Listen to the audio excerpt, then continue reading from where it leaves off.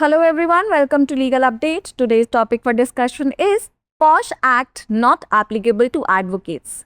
Why in news? The Bombay High Court recently in UNS Women Legal Association versus Bar Council of India and others dismissed a PIL filed by UNS Women Legal Association which sought the formation of permanent internal complaints committees under POSH Act 2013.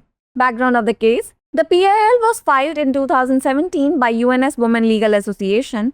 It sought the formation of grievance redressal mechanisms to address sexual harassment complaints against lawyers. The petitioners argued that there should be a permanent ICCs under the POSH Act within bar councils.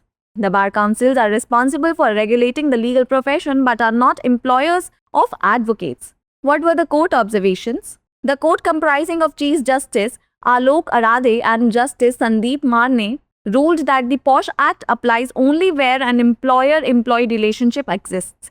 The bar councils cannot be considered employers of advocates and thus the provision of the POSH Act do not apply to advocates. The court noted that advocates can still file complaints of sexual harassment under the Advocates Act 1961 for professional misconduct.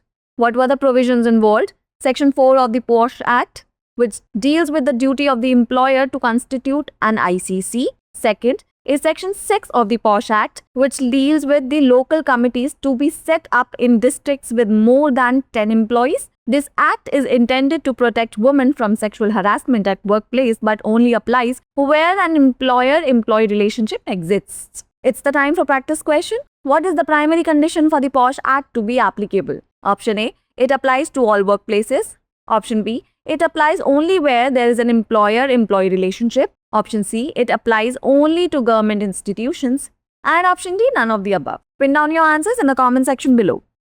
क्या posh act अधिवक्ताओं पर लागू नहीं है? सबसे पहले देख लेते हैं चर्चा में क्यों है। बॉम्बे हाई कोर्ट ने हाल ही में यूएनएस वुमेन लीगल एसोसिएशन पंजीकृत बनाम बार काउंसिल ऑफ इंडिया और अन्य में यूएनएस वुमेन लीगल एसोसिएशन द्वारा दायर एक जनहित याचिका को खारिज कर दिया, जिसमें रोकथाम, निषेध और निवारण अधिनियम 2013 के तहत स्थायी आंतरिक शिकायत समितियों के गठन की मांग की गई थी। समझ लेते हैं मामले की पृष्ठभूमि।